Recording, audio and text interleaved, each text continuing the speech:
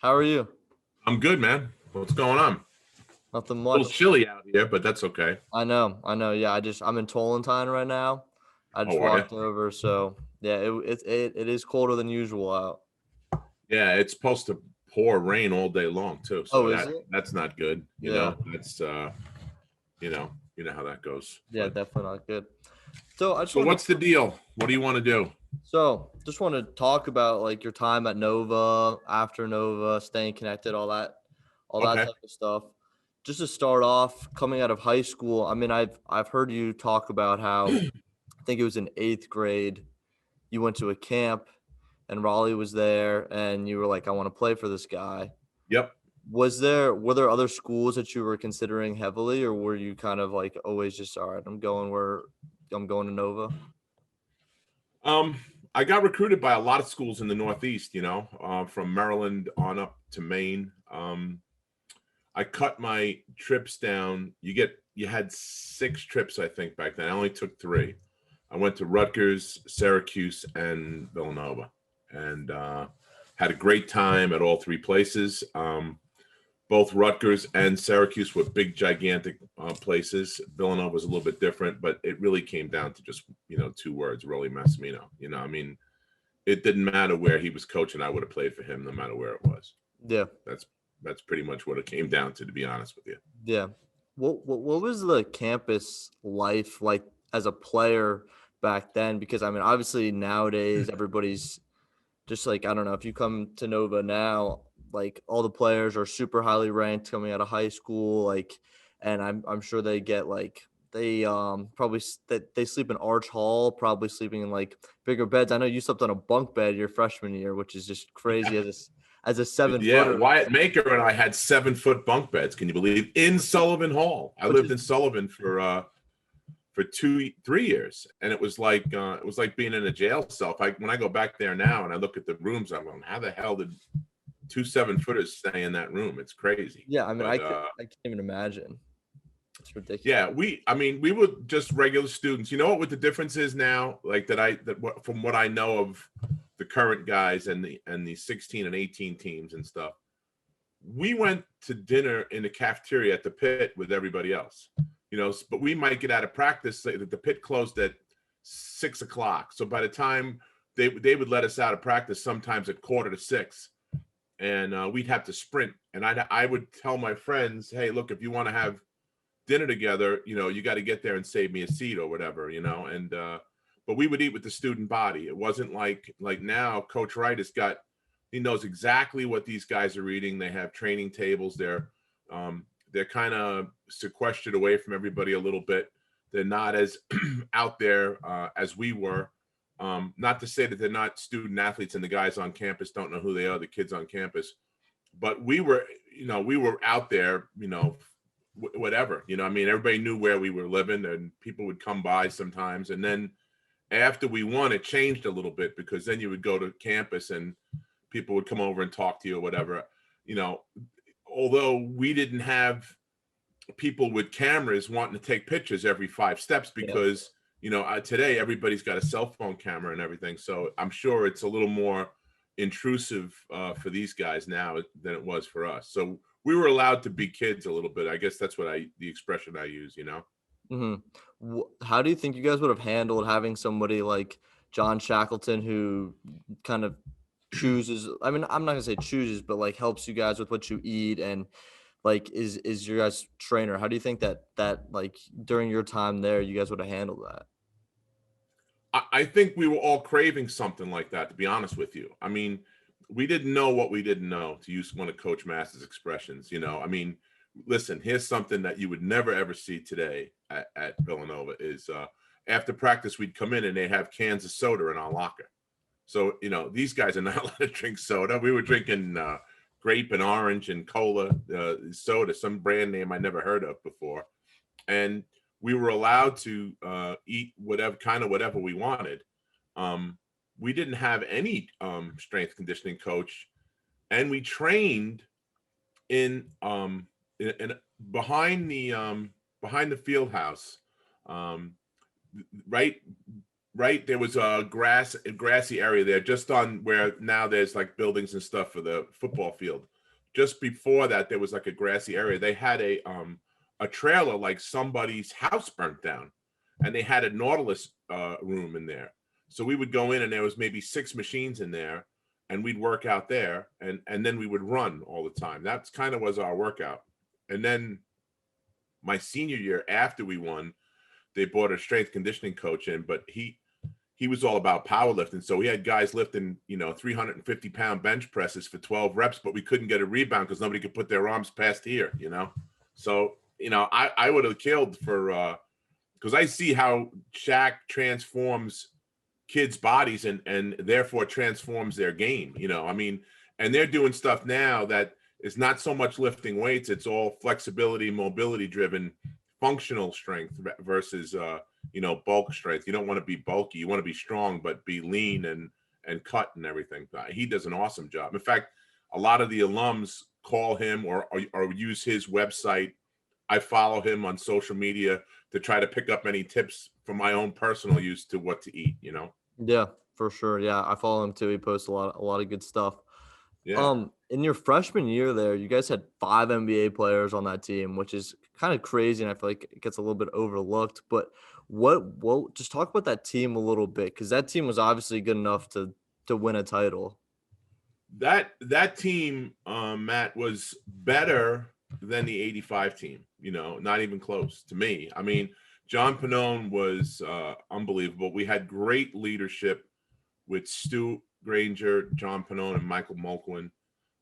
Those guys, you hear Coach Wright talk about to this day that the younger guys learn from the older guys.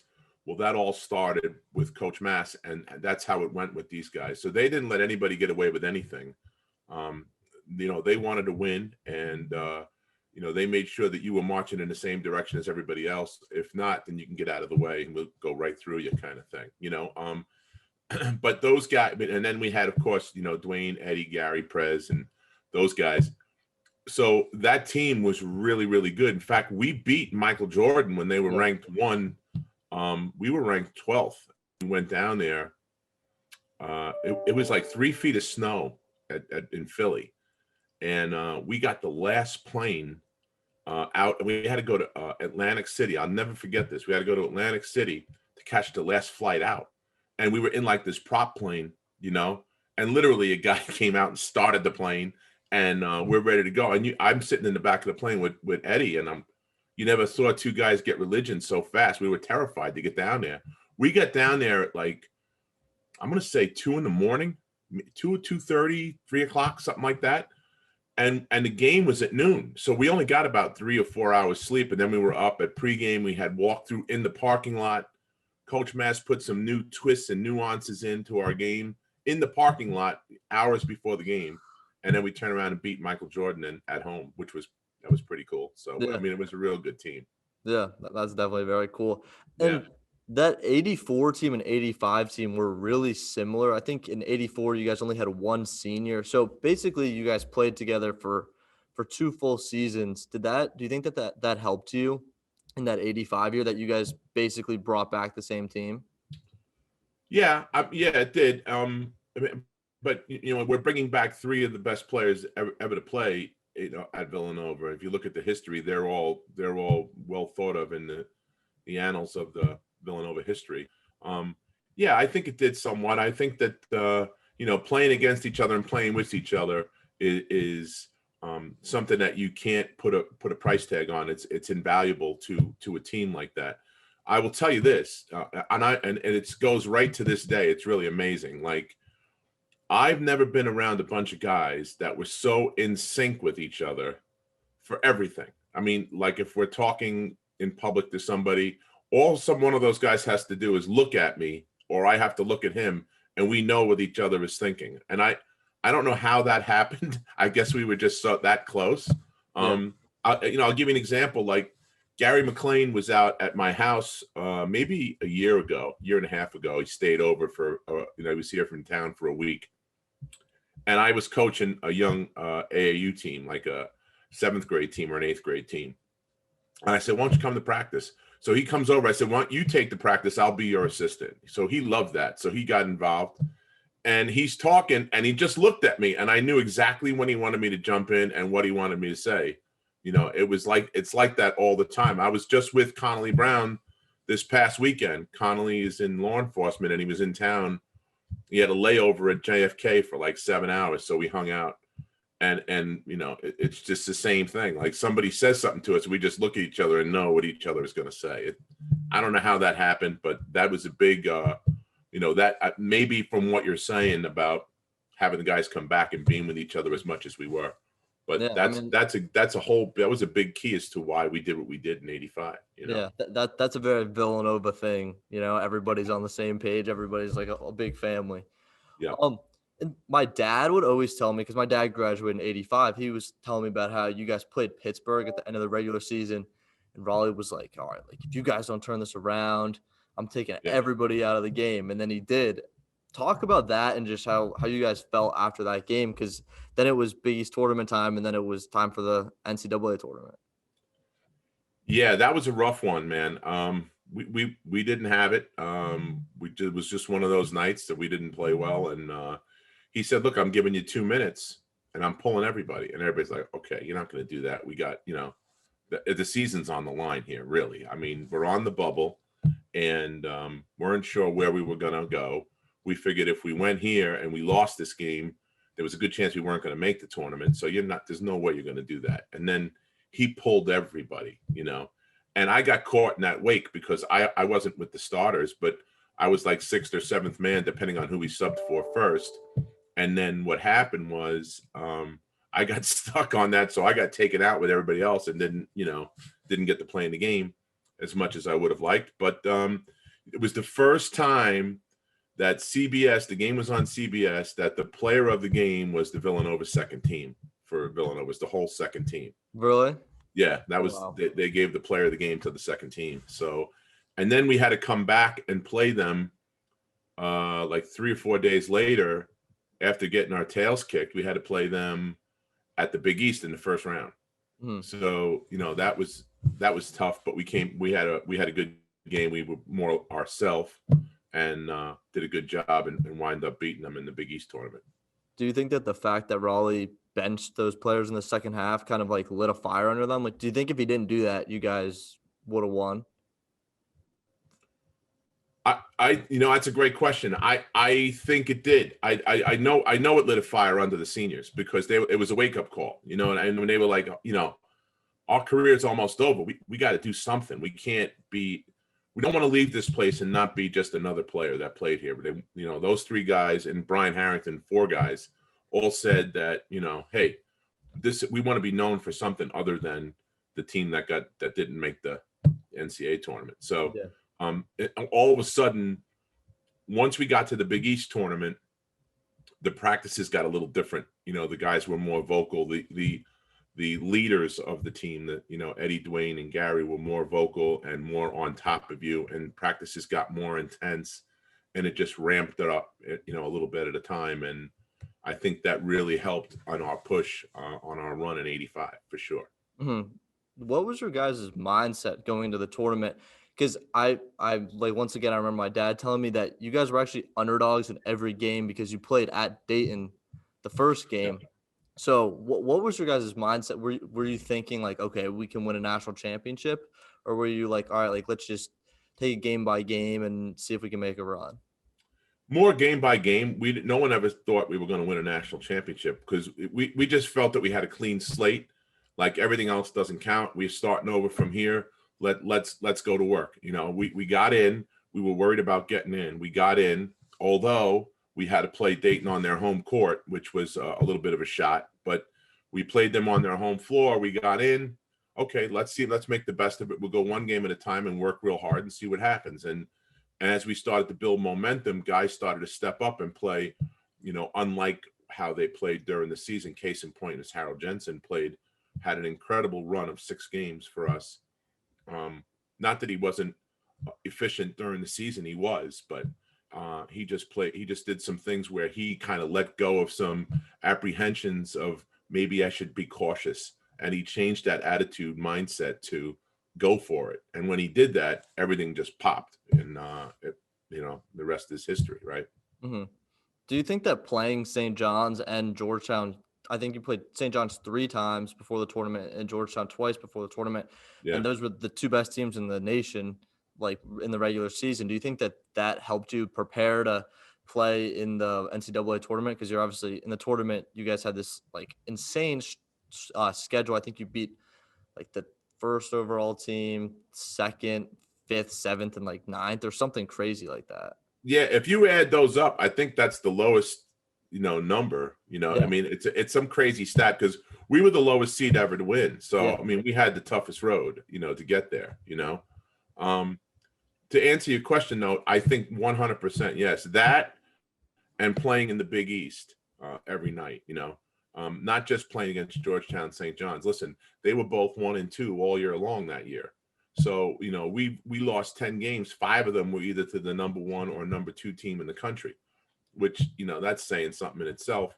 But the nightly battles in the Big East back then, there was no cupcakes. There was no pushovers or nothing. Every game was down to the end. There was really not a lot of blowouts back then. Everybody was fighting for their own turf and their positioning, and because it was a brand new league. And it was one of those things where, and it was a very, very physical league, and it was one of those things, if you were coming from another part of the country and weren't used to that kind of physicality, we roughed up a lot of teams during that tournament, teams that you wouldn't think you could rough up, like a Michigan, like Dayton, like some of these other teams. We were able to be physical. They weren't ready for the physicality, of the conference. For sure. And that Final Four had 3 Big East teams, which probably is the only time that's ever happened from the same conference. I saw. Yeah, I mean, yeah, you sent me the link, and I was watching some of you did like a round table with some of the players from all those teams. Just talk about the fact that one conference had 3 teams as the Final Four team standing, and just like that whole experience of that. Well, it just speaks to how good the conference was. I mean, we almost had 4. I mean, Memphis State beat Boston College at the buzzer. Andre Turner hit a crazy shot at the buzzer and knocked them out. I think Boston would have beaten Oklahoma if Boston College would have beat Oklahoma if they got to the Elite 8.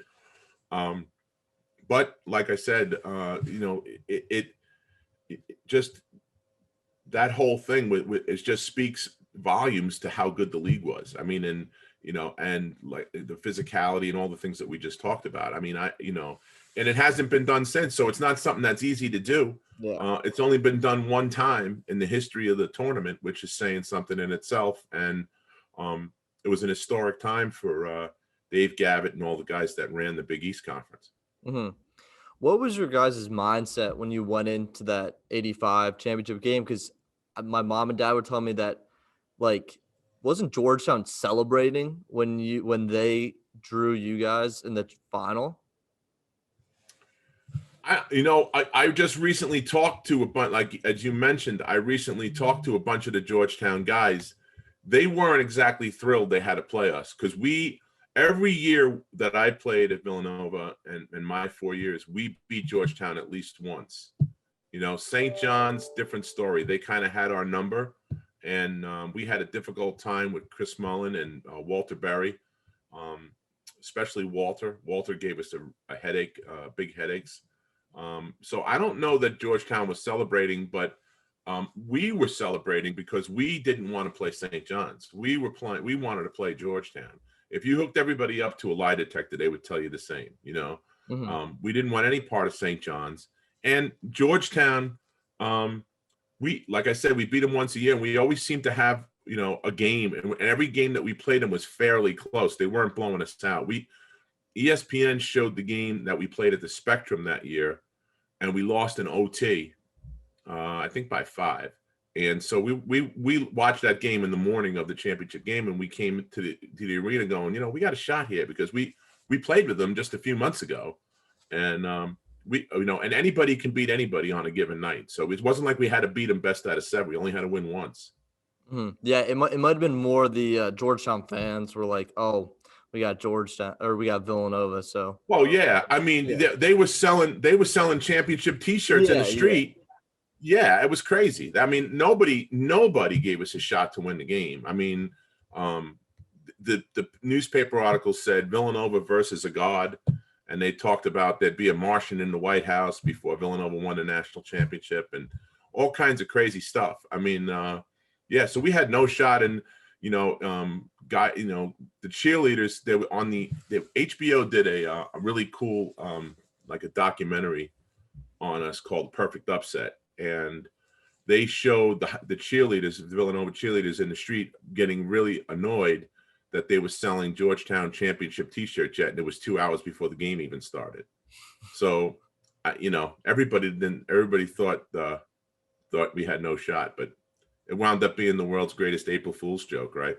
Yeah, it's still crazy to this day. I actually, when quarantine first started, I was watching just like a bunch of old games, and I came across the 85 game because my dad was always like, you have to watch this, because I never fully understood like how ridiculous it was. I never understood how good Georgetown was and how you guys were an 8 seed. And then I Yep. finally sat down. I think I watched a documentary about it. I assume it's the same one that you're talking about. And I was Yeah, it's on YouTube. I think if you put Yeah. in Perfect Upset, you could see it. Yeah, I was just in awe. This is crazy. And in the second half, you guys, I think, were 9 for 10. So, I mean, Yeah.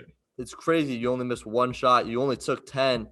Do you think that the fact that there was no shot clock, because that was the last year without a shot clock, right? It was the last game without a shot clock. Yeah, that's Yeah. true. Yeah. That helps somewhat. But you know what's really interesting? I just read an article today on my feed on Facebook. It came up as one of those memory things, and I reposted it about Coach Mass. And there was a game 20 years later, the same two officials, the same exact score, except Georgetown beat us 66-64. And so Coach said, well, the shot clock didn't have nothing to do with it. It was the exact same thing 20 years later. We only went past the shot clock, I think. And back then it was a 45-second shot clock. It wasn't, wasn't like it is today. Like, it wasn't a 30-second. I think we only went past it like 2 or 3 times in the game. So, once was at the end of the half where they let us hold the ball, which I to this day still can't believe they let us do that. And they're known for pressure. And they let us hold the ball, which still boggles my mind a little bit. I'm glad they did, but I don't think with the shot clock, I think, to some degree, we were able to control the tempo a lot easier without a shot clock. I think that helped us because we didn't have to run up and down with them. And it's hard for them. They like to fast break, and it was hard to fast break when the ball was going in the basket all the time. Yeah. If the ball goes in the basket and there's no rebounds, it's easier to get back on defense after you make a shot than it is on a rebound. So, that helped. Yeah, I didn't know that it was only like a few times that you guys went over the shot I clock. think that's what I recall, but I could be off. Yeah, I mean, if it was a 45-second shot clock, that sounds about right. Yeah. So, talk about the end of the half in that game, got in a little scuffle. Typical night in the Big East, I mean, it's one of those things. I come in the game for Patrick. Patrick had just dunked 3 balls in a row. Bang, bang, bang. And I go, oh my God, now I got to come in and try to guard this guy. He's on a roll. Ed needed a break, which was my job to give him a break. I come in the game, we hold the ball. So now somebody drives down the middle. I think it was Jensen or Presley. Presley drove down the middle, and ball comes up short. I tip it up. Prez gets the rebound, puts it in, and we go up by 1, and we're racing down back on defense. And Wingate is coming down top speed with the ball. And Reggie Williams and I are neck and neck. I get out ahead of him, and I put a clean block out on him. But it was hard block out because I didn't want to get caught as the guy that, Dave scores the basket, and then I got to go in and hear Coach Mass screaming at me because Wingate scored. Or Reggie tipped one in or something. So I made sure I hit him, and he turned around and came up with the hands in the face and took off running. And I'm not going to catch him. He's way too fast for me. So I'm mad because I know unless Eddie gets hurt real bad, I'm not coming back in the second half. So I'm yelling at the referee to go to the foul line for a 1-and-1, and he's not hearing it. Coach Mass comes out pumping his fist, all jacked up. He runs in the locker room, and we weren't in the locker room 10 seconds. He didn't even meet with the coaches. He went right in and, started screaming and used that. He used that to our advantage and said, hey, they're not going to disrespect Chuck. They're not going to disrespect us. We're not going to put up with that garbage, and then we went back out and went 9 for 10. And the only shot that we missed was blocked Really? by Patrick. Yeah, Patrick blocked Dwayne's shot, and we always break his chops about that. He says it was a pass, but it definitely was a shot. It definitely was a shot, unless he was passing it to the rim. I don't know. But Yeah. What was it like when you guys got back to campus? It must have been, oh my God, crazy for days, I assume. It was insane. Yeah. You know what? I tell you what, it's funny because I can only go off of what people have told me, because when we got back, it was like desolate. There was nobody there. So here's what happened. The game was April 1st, and Easter break, I think Easter was that following Sunday. Okay. So they let everybody go because that night, even my brother who went to Lafayette, he drove up with his fraternity brothers, and they're pulling branches down off trees, and there's fires, and not my brother, but all the guys that are down there, and there's paper being on that. They papered everything. And my roommate told me I had to stay in the room because people were trying to get into our rooms, the players' rooms, to get anything that belonged to us, a sweatshirt, a t-shirt, or whatever. So it was insane. And then they had like kegs in the middle of the street in Lancaster Pike, and that's why they started with this championship. They greased all the poles so your kids couldn't climb up, based on what happened back then. So now we get back, and and first of all, when you get to the hotel, it was like a madhouse. You couldn't even get to your room. There was people spraying beer on you and champagne, and it was wild. And then when we get back, we get whisked right to a ticker tape parade down in Center City, which was awesome. And by the time we got back to campus, it was empty. Everybody was told to go home 4 days early for Easter break. Yeah. So it was like, what? That's it? It's over. Yeah. So we were looking forward to celebrating with our friends at school, and they were gone. So we the next day we got some sleep. The next day I get in Rob Wilson's car, who was our manager, Stats Wilson, and we're going to go back to the island and go home. And we literally were pulling out of the driveway at Nevin, and somebody knocked on the window and said, "You can't go anywhere. President Reagan wants to see us tomorrow."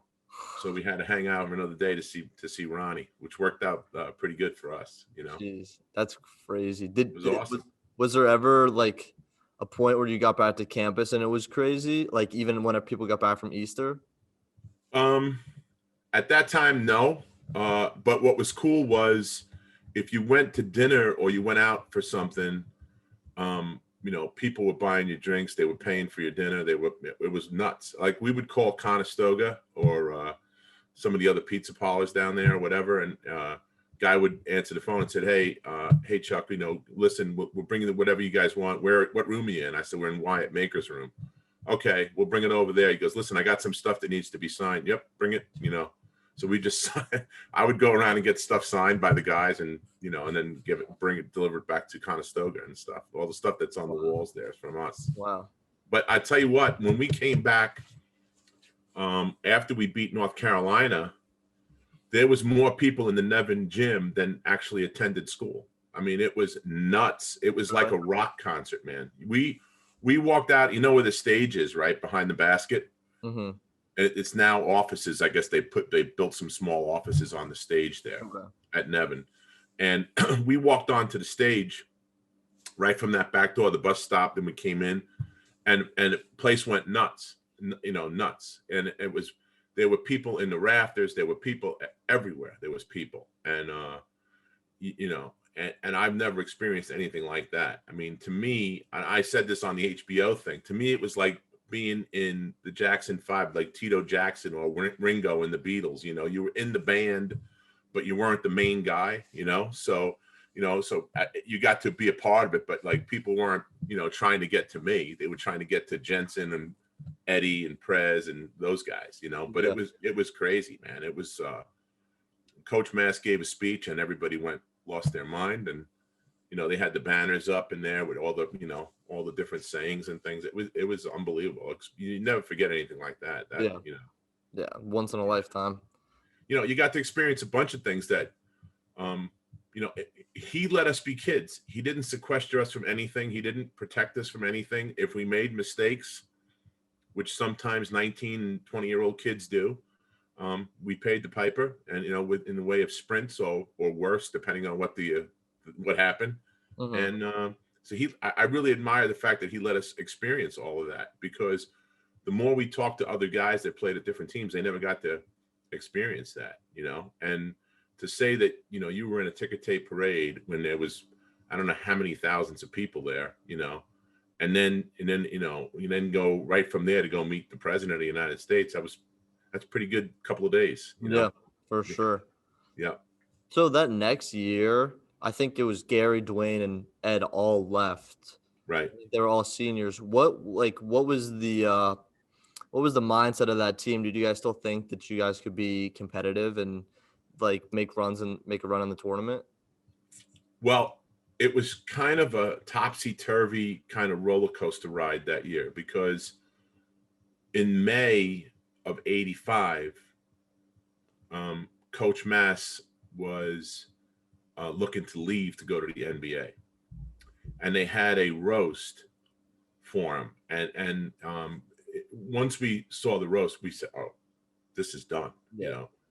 Prior to the roast, the captains at that time, which was RC, Dwight, Prez, and myself, we took the team and just knocked on his door and said, "Hey, we need to talk." And he ordered a bunch of pizzas, and we sat out on the porch and said, "Hey, what are you doing? We didn't come here not to play for you, so, and we just won a championship. Now you're going to roll. Now you're going to bounce on us. It's, what are we talking about here? And we had a really good heart-to-heart talk. There was some tears. There was some laughs. And then this roast came. We all said, he's done. And it comes in the next day, and we're all sitting in his office, which was in Nevin at that time. And we come in, and Jake's there. Jake is in the wheelchair, and he walks in and he says, "Hey, Jake," and it was 8:00 in the morning. And Jake said, "If I'd have known it was going to come to this, I would have never let you win the Georgetown game." That's what he said. So he goes, "Don't worry, I'm staying." He announces that, and everybody erupts just like we did on the bench in '85. And we started working. We got to work. Figuring this was going to be, our chance to defend. And we had 3 new guys that came in that all are now Villanova Hall of Famers, in Gary Massey, Kenny Wilson, and Dougie West. Those 3 guys added a lot of depth to the team and a lot of strength to the team. And we were okay. And but then, we just didn't have enough to get through the tournament. We won the first game in the tournament. And then the second round, we got knocked out by a very good Georgia Tech team. And then we had to go through stuff during the season too. Like Jake passed away in the middle of the season, which was very difficult for us because, especially the guys that have been there. The freshmen, not so much, but everybody who was there that knew Jake and knew what he meant to everybody, and the kind of iconic figure he was to the program and the university. That was a very difficult thing, because you go to class, and I found out just before I went to class, and then when I got out of class, there was, all the news people were right in the hallway. As soon as you walked out of class, the cameras were right in your face. And it was a locally televised event. His funeral was on TV in Philadelphia, which is unheard of, and it was on the same stage where we celebrated a couple of months before. And they had 20 different priests on the stage to do his service. And we were pallbearers at his funeral. And it was just really, as you can imagine, very emotional for us. And, that was right in the middle of the season, so we dealt with some stuff. And then we opened up, we had highs and lows, like I was telling you, roller coaster. Then we opened up DuPont. So DuPont opened in January, I think, mid-January of '86. And we all played in that first game against Lenny Bias in Maryland. So there was lows, and highs. And it just took a toll on us. And we were still having a little bit of a celebration hangover from the year before, because that was still, we were still riding pretty high. Instead of saying, okay, that's over now, let's go to this, we were still kind of, doing that kind of stuff. Coach Mass got a lot of endorsement deals and stuff like that. So it was a little bit different. That was a little bit different for us. So it made it a little bit more challenging that season. Yeah. I mean, besides like all the other factors like Jake passing away and stuff, once you win a national championship, stuff for sure changes, just as like in the vibe of the team, the coverage, just all that. So yeah. Yeah, well, amongst ourselves, nothing changed. Yeah. I mean, but yeah, I understand what you're saying. And not only that, but like, enrollment just went ba-boom. Everybody, all of a sudden, that little Catholic school in the main line is a very popular place to go to college, and people wanting to go there. And, the applications were way up, and then it snowballed for a little while from that. And then it got a turbo shot in 16 and 18, for the same thing. So, yeah. Yeah. I can just tell by looking at you and your background that you're like the biggest Nova fan. I mean, you're Mr. Villanova. Yeah. Like, I mean, what was that like playing in your final game for Villanova? That was tough, man, because I wasn't sure. I wasn't sure if I was going to get drafted. I wasn't sure if I did enough to make myself good enough to go to the NBA or beyond. And as it turned out, I did get drafted. I was drafted by the Jazz. And then I went overseas for a little bit, and I played in the CBA, USBL, which is now the CBA is now the G League, so it was a little different back then. And then finally had to make a decision. Hey, what do you want to do here? Do you want to keep going from team to team and getting cut eventually? Or do you want to just time to get a real job kind of thing? My girlfriend, who's now my wife, was waiting patiently for me to come home and spend a few months at home. I wasn't home very much during my playing time, and, trying to figure out what we're going to do. And it worked out, it worked out for me, but it wasn't easy. That's for sure. Mm-hmm. What would you say your favorite on the court and off the court memories at Nova were besides the national championship? On the court, I would say playing at I would say two things. Playing at the Palestra was incredible. I mean, I love that place, and the cathedral of college basketball. The only thing that wasn't so good about the Palestra was the locker rooms. They were tiny, like closet size. But going there and walking in the gym and smelling the popcorn and seeing everybody there and the streamers coming down after the first bucket and the rollout signs and the whole pomp and circumstance of playing in that arena was really, really cool. And now knowing the history of the Big Five and being able to be part of that was really, really cool. And then personally, I had a pretty good game against Patrick in my sophomore year at the Spectrum, and we went bucket for bucket, in a game, and that was pretty cool. We went back and forth, so that was fun. Off the court, I would say it's really only one thing. It's the relationships that we have with Coach and with all the guys on that team, even right to this day. I mean, literally till the moment he took his last breath, we were a part of his life,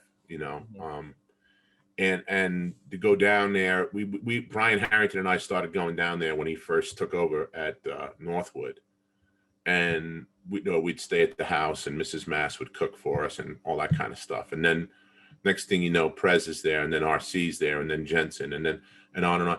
The last few years of his life, when we were all going down, we had 15 guys down there from the team, and not just players. Managers were there, assistant coaches were there, all the guys, and we're all crashed out all over his house. And if we didn't have enough room in the house, he would talk to a neighbor and who's out of town on because it's the winter time, so they might be someplace on a vacation or whatever. He'd say, hey, look, I need the keys to your house. I got the guys are over. They're staying at your house. So it's like a big fraternity. I remember just sitting in his backyard.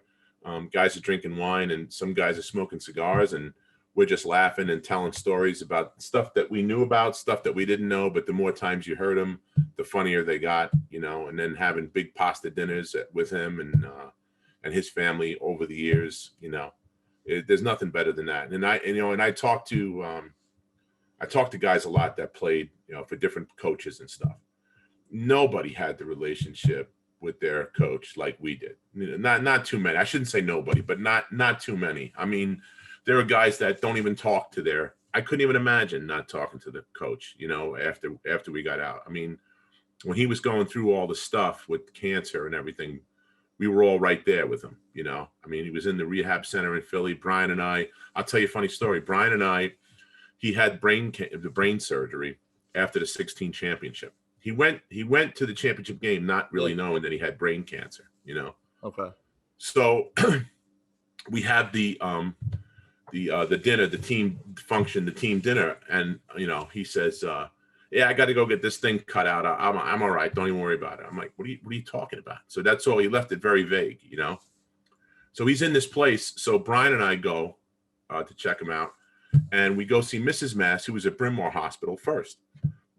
So the girls are there, her daughters are there.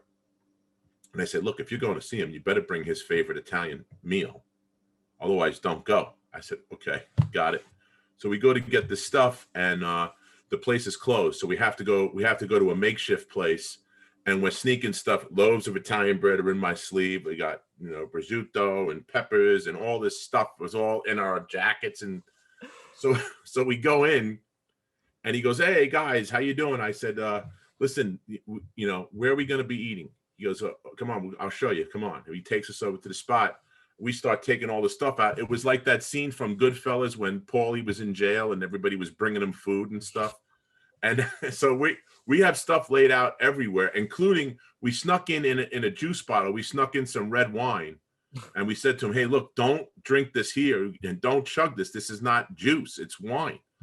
He says, oh, come here. And he takes us into his room. He opens up a leather case, and he puts it in with about 27 other bottles of vodka and that people snuck into him that he didn't touch, obviously, you know. But it was so funny because the nurses come in and go, Coach, what are you doing? You're eating all this stuff. He goes, we have no more room in our fridge for all the food that people have been sneaking into you. So we weren't the only ones sneaking stuff in, you know. But it was pretty cool, you know. That's crazy.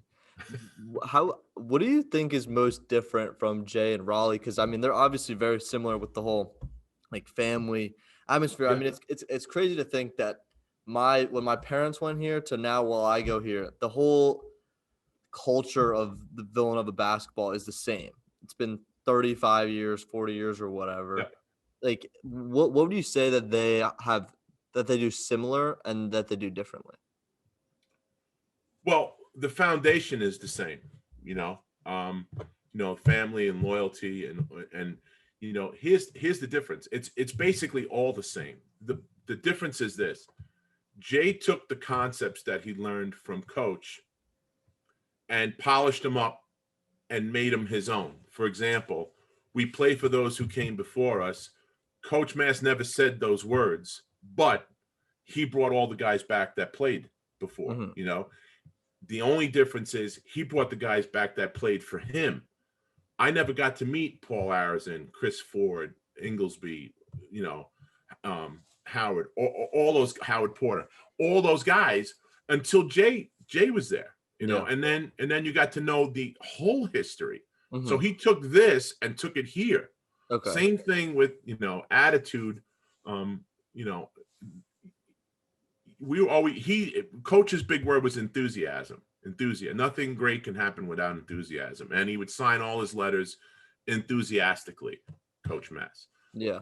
He took that and used, you know, attitude, which is basically the same thing, you know, and polished it up and made it his own. And it's taken it to levels that are way past anything that we could have done with Coach Mass, especially with, you know, social media and having it in being present all around these guys all the time, where they actually touch the word attitude on their way out the door. Or when you walk into the gym, you see, I want to thank the good Lord for making me a Wildcat, or all the different nuances in the gym. If you're having a tough time and you're sucking wind and you're not performing at your best, you're having a tough day, you can always just look up and see on the wall attitude, and it's a reminder.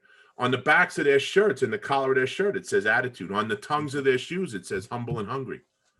These are all things that you have to keep in the forefront so that you can have the culture that we have, and and I say we because it's all of us. I mean, if you just because you don't play doesn't mean that you're not part of the culture. I mean, when kids come in and we see new kids, we talk to them, the 85 guys talk to them, and the 71 guys and anybody in between, they all talk to the kids and tell them what it's all about, what it means to wear that jersey. And it's no BS. It's the real deal. And you try to take those things that these guys are learning from Jay and use it, at work or wherever else that you're in your life, at your home, with your family. It's funny because I still hear Coach Mass's voice coming out of my mouth when I'm talking to my kids and my family. Yeah. It's pretty amazing, actually, if you think about it. So I think that's what it's all about, really. Yeah.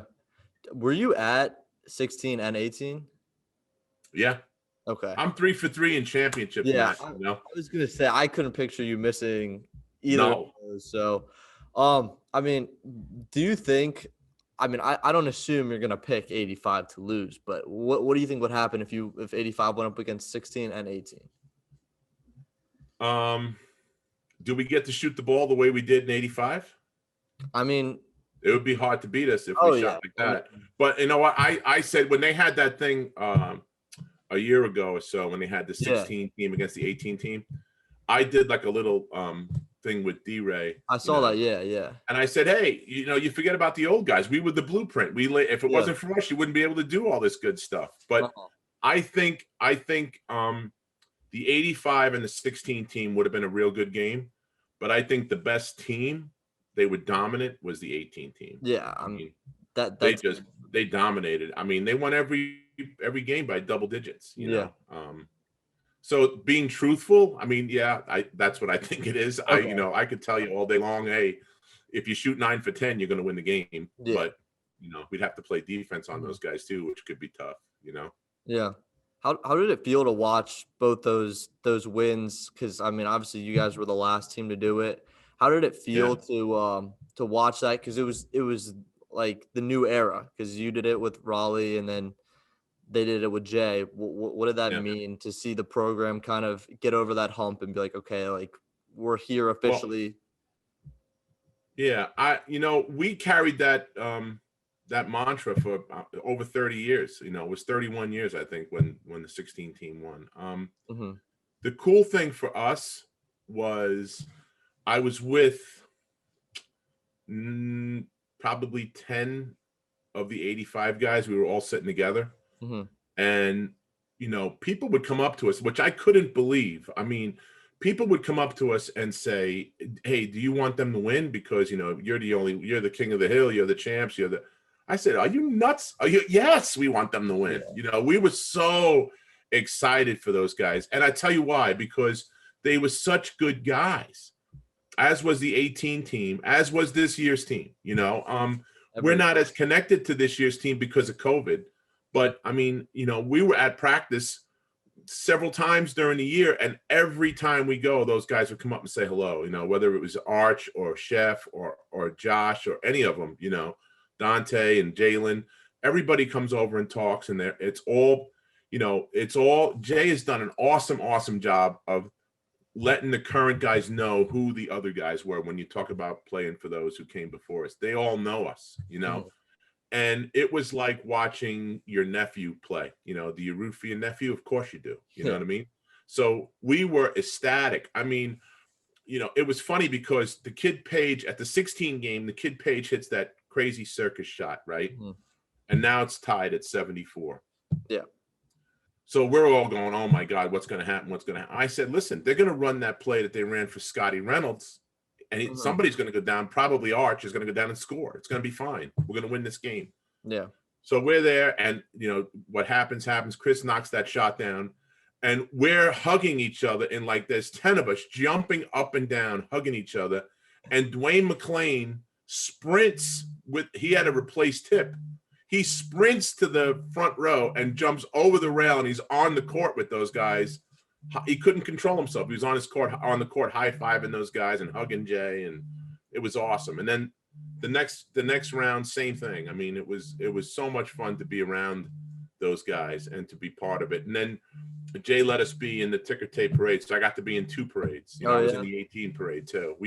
The old guys let it off. We were in the first car of the 18 parade, which was it was very cool that he did that. Yeah, it was, that's awesome. That he let us be part of the whole thing with the police stuff and everything. It was all good. Mm-hmm. So that just shows how connected everybody is. That just like once a while and still are, Yeah. I mean, listen, myself. I mean, Coach Mass put me, made me the social director, so to speak, of the 85 group. And I'm kind of the glue of that team. If you ask anybody, they'll tell you that. And it's grown. So like I have numbers and emails for probably 70 or 80 former players before and after me. And, we text each other, we call each other for birthdays and stuff like that. And we text each other and, and listen, if some piece of news comes out and I get wind of it, I let guys know, they let us know. So it's really good because you just keep everybody in touch. It doesn't have to be every single day or anything like that, but we just keep each other in touch. And if Jay will sometimes call me and say, hey, look, Chuck, do me a favor, reach out and tell everybody this, this is what's going on. Okay. Or we have a Zoom call coming up on Tuesday or whatever, make sure everybody's on it, okay. So I help Arlisha in that way. Arlisha is Jay's right-hand person. And, I help her with some of that stuff, but just keeping in contact with the basketball alums, and it's more because I just like, I never wanted the locker room to end. Everybody eventually, you get to be my age, Matt, you can't play anymore. I don't play, The only thing I dunk these days is Oreos. That's it, So I'm not like doing anything crazy, but you can still, the locker room doesn't have to stop. You can still have fun with those guys, and we do. And every time we see each other, we're instantly 21 years old again. Like I told you, I just spent 7 hours with Connolly Brown on Sunday, and we were laughing for probably 6.5 of the 7 hours. It was great. Yeah, it's just so great to think, because I mean, obviously, I don't want Jay to retire anytime soon or whatever, but like if he does, because Jay was under Rollie, and like you can see how he took what Rollie was coaching and everything, and obviously Jay is different and Jay's a great coach and everything, but I know that once Jay leaves, it's not like the culture is going to change or whatever. Somebody's going to get hired underneath him, and it's just going to continue to build and build. And I don't think I think Villanova's always going to have this family atmosphere, family culture. I agree. And I tell you what, you look at, the North Carolina situation, right? Roy Williams retired. And everybody was asking me, you think Jay's going to go to North Carolina? You think Jay's going to? Every time any coaching thing, well, listen, even if Jay wanted to go, he wouldn't even be asked because they keep everything in their family. Yeah. So I knew there would be a former player. And as it turned out, it was Hubert Davis. I knew it would be a former player. I remember when Matt Doherty got hired, Jordan called him. Matt was in Walmart or something with his family, and Jordan said, hey, look, you got to take the job. We need to keep this in-house. Yeah. And that's how they do it. And I'm hoping that that's how it stays here. I'm hoping that the people that run the athletic department understand. And I think Jay's done an incredible job of making sure that everybody's on board with the culture and with, how it is here and how it is a family and how it is, you can't, it's one thing to talk the talk. It's a whole nother thing to walk it, and I think that you'll see if anything does happen with Jay, if that time comes when he decides to hang him up and either go someplace else or retire, I'm sure that they'll find somebody within the basketball family that will take the reins. Yeah. And like you said, talk the talk and walk the walk with Jay. Like a moment to me that I was just recently thinking about how it's the stuff he says, it's not bull crap. He means what he's saying. It's like in the national championship game in 2016. I mean, you went on a buzzer beater, and he's not even like the first thing he turns and goes to shake Roy Williams' hand, and that just shows like the respect and how he didn't even just like let go for 1 second because he there's nothing that he's holding on to because that's who he is as a person.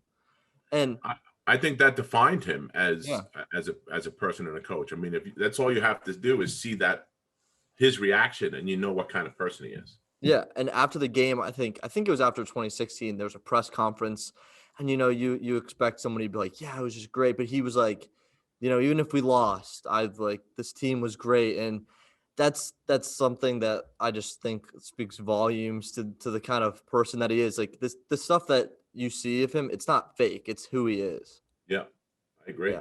And I I just agree 100%. I mean, that's he's always been that way with us, and and even before he became the head coach at Villanova, he was an assistant after I left, but I was still around because I was around the program with Coach Mass. And then when he went to Hofstra and Vegas first, yeah. I was around that program. And then when he went to Hofstra, he was right down the road from me. So I'd show up at practice down there sometimes, or I'd go to games. He'd leave me tickets and I'd take my family to the game or whatever. And he was always the same, never different, Yeah. So listen, people that are Villanova fans and Villanova alumni are not going to realize how good a ride it's been until he decides to hang them up, Yeah. and then they'd be like, wow, that was pretty cool, I know, like being a Nova fan, I've barely even experienced any heartbreak. I mean, obviously losing the tournament, but like I've lived through 2 national championships and I'm 19 years old. So Yeah. it's great to have him here. That's kind of like if you were a Red Sox fan. I'm a Yeah. big Yankees fan. It's kind of like if you were a Red Sox fan and you were, and you were a kid during 2004, you know what I mean? And you go, oh, well, they win all the time. They've won like 3 or 4 times since then. So Yeah. Like I'm a huge Eagles fan, and and I go to Eagles games with my uncles and my mom, and we will all watch the Super Bowl together in this massive we rented out, or my uncle's friends rented out a rec center, and I was like, oh my gosh, finally. But I'm thinking about them. They're 45 years old and they've lived through countless heartbreaks and stuff like that, and I'm just like so thankful that I've been able to be here through the golden age, I guess, especially at cool. Nova. Yeah, this has definitely been the golden age. I mean, you can't deny that. And now he's up for the Hall of Fame, which I think would be unbelievable. Yeah, I mean, I think Coach Mass should be in the Hall of Fame too, by the way. But I thought he got robbed when, he probably got that call a month or 2 before he passed. That he didn't make it. But I think one day he'll get there. I don't know what the holdup is, but hopefully he'll get there as well. I know that Jay's definitely will get there, and I think Coach will get there with him. I hope. I think he should too, for sure. Yeah. Just to wrap this up, I just have so when you watch a tournament nowadays, I remember. So I went back to see my dad watch the Baylor game with him, and I was like, yeah. And then he was like, yeah, I mean, Villanova's still the lowest seed ever to do it. I'm like, no, they're not. Like, another team did it. Because I was just thinking about, I think it was like Kentucky, UConn played, and I guess they're like an 8 and 9. And I looked, and you guys are still the highest seed ever to do it. And then I was watching UCLA, and I was like, oh, geez, I don't want UCLA to win because I want Nova to hold that. I want them to still have that. Is that something that you think about sometimes when you're watching the tournament? I don't think about it until we get to the Elite 8, and then I go, wait. I look at the seeds. I go, okay, we're good. Or okay. I was telling my wife, I go, we're not rooting for UCLA. Yeah. She goes, why? They're the underdog. I go, nope, not this time. Nope, not today. So I was rooting for them to get killed. Yeah.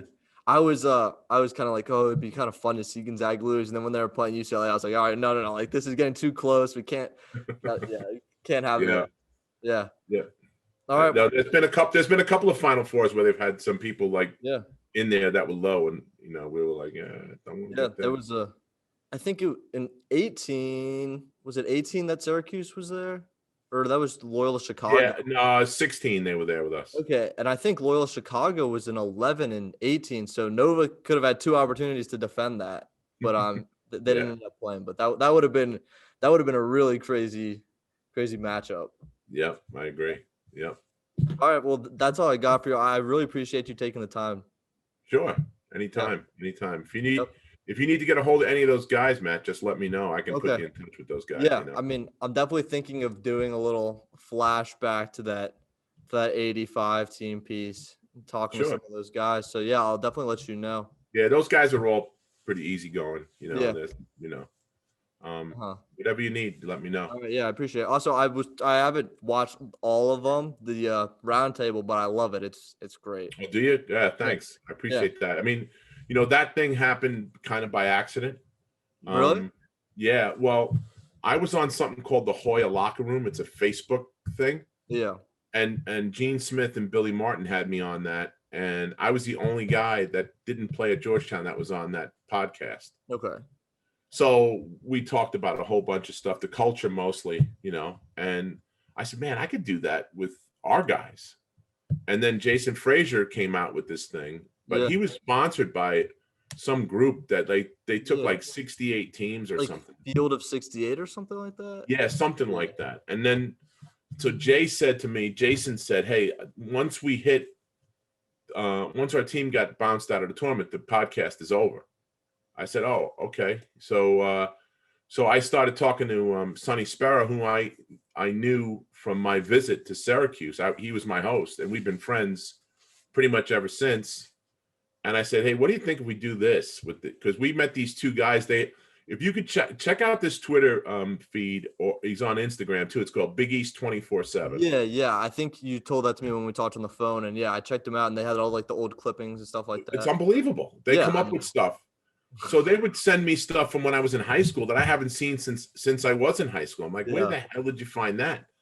And we became friends. And those are the guys that they are on the Zoom call with us, but they're in the background. You don't see them. Yeah. And they take everything, they tape everything, and then they take it on their cell phones and they manipulate. Like if I told you about coming into when we beat North Carolina, they would have some kind of clip. And you'd see everything that I'm talking about while I'm talking about it, Yeah. And he does all of that. And then Sonny and I just do the host, and we've been fortunate enough to get some pretty good guests. In fact, we're talking to Wednesday, we're talking to Coach Boeheim. Oh, really? Yeah. So I've got a call into Carnesecca. I've got calls into Ewing and Mullen, and I got a call into Jay Wright. I'm waiting to hear back from Jay, but I don't want to intrude on his time, you know. So it's funny. Back in the day, I would have just called him, Yeah. and be like, hey, but I realize now he's a little more, he's a little busier these days. Yeah, I'm sure he's a very busy guy. I'm sure he'll do it. I mean, definitely. I have a good relationship with him. So. Yeah. Is there anything else you're up to nowadays? Are you working at all, or? Yeah, I work for 7-Eleven. I handle the gas part of 7-Eleven. It's like the unbranded gas, so nothing that's branded 7-Eleven. Okay. So I don't work. I have nothing to do with Slurpees or anything like that. But if you were in my territory, you wouldn't know if it was 7-Eleven or whatever. Some of them are mobiles. They're Sunoco. They're Gulf. Oh, okay. So I've been in that business, God, for 32 years.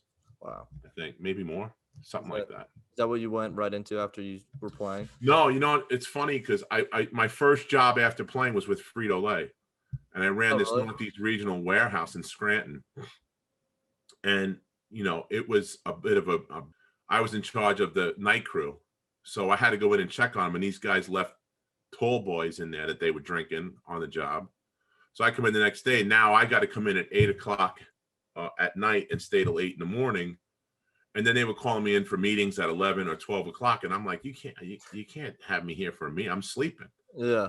So it screwed me all up. So I went to Connolly Brown's apartment in Philly. I stayed on his couch, and I go to this headhunter, and the guy says, hey, Mobile's in the other room if you want to check them out. I don't know if you qualify, but so the guy took a liking to me. I get the job, and I get a call on a Sunday. I'm back in Scranton. I'm already engaged. I'm going to get married, and I have no job. So so now I'm staying in Scranton. Guy calls me and he says, hey, can you be on Long Island Wednesday? Now that you took the job, we want you on our basketball team. We got a game against the Engineers. Mm-hmm. I said, what? So I show up in the office ready to play. Yeah. And So I said, what's the deal? He goes, we're playing for a 6-foot hero and a keg of beer. So I said, okay. So we get to the gym. I'm dunking the ball on the layup line and stuff, and all these engineers with black socks and watches on are on the other side. And the head boss says, hey, Chuck, good to see you. He goes, come on out to half court. So I come out to half court. He brings the guy in charge of the engineers. He goes, who the hell's this guy? He goes, oh, this is our new rep. This is Chuck. Good luck today. You're going to need it. I think I had like 70 against these guys. I'm sure you did. They're like, yeah. I mean, there was nobody playing there, I mean, they didn't expect to be going up against a champion, like, no.